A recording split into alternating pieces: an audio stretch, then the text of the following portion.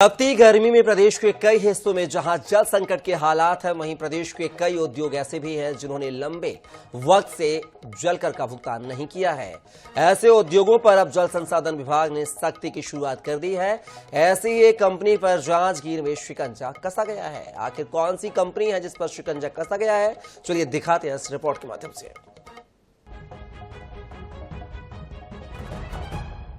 छत्तीसगढ़ ही नहीं, देश के कई राज्यों में भीषण गर्मी के समय जल संकट के हालात हैं। ऐसे में जल संसाधन विभाग जहां पेयजल की उपलब्धता सुनिश्चित कर रहा है, वहीं उद्योगों को भी निरंतर पानी की आपूर्ति सुनिश्चित की जा रही है।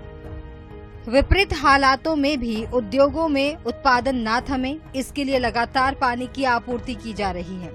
इसके बावजूद प्रदेश के कई ऐसे भी उद्योग हैं जो समय पर जलकर का भुगतान नहीं कर रहे हैं। ऐसा ही एक उद्योग जांजगीर चांपा का Messrs KSK Mahanadi power limited Nariyara है। मेसर्स KSK ने लंबे वक्त से जलकर का भुगतान नहीं किया है, लेकिन बीते 5 सालों में उद्योग में जलापूर्ति रोकने की दिशा में कोई कदम नहीं उठाया गया है।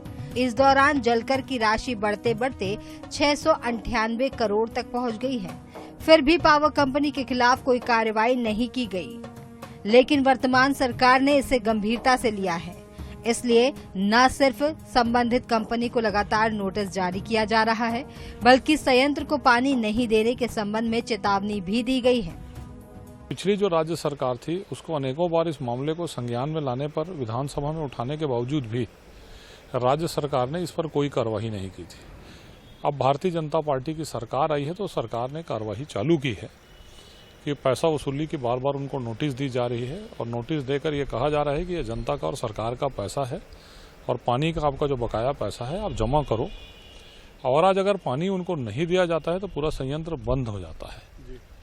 तो वो पानी का तो उपयोग कर रहे हैं, और पानी उपयोग करने के बाद पानी का जो पैसा है वो पैसा नहीं पटा रहे हैं।